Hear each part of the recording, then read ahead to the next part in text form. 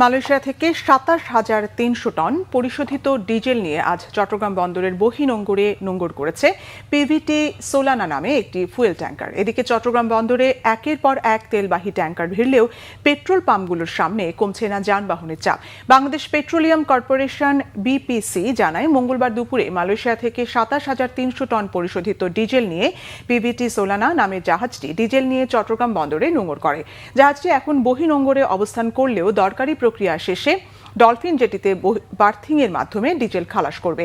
মধ্যপ্রাচ্যের যুদ্ধ পরিস্থিতির মধ্যেও চট্টগ্রাম বন্দরে একের পর এক ভিড়ছে ফুয়েল ট্যাঙ্কার। এদিকে পেট্রোল পাম্পগুলোর সামনে কমছে না যানবাহনের চাপ।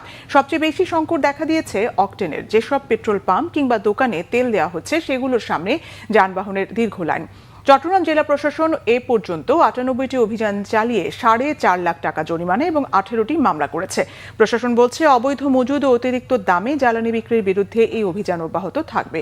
আগামী ৪ এপ্রিলের মধ্যে আরও ৬টি জাহাজ বন্দরে ভিড়বে বলে জানিয়েছেন চট্টগ্রাম বন্দর কর্তৃপক্ষের সচিব সৈয়দ রেফায়েত হামিম।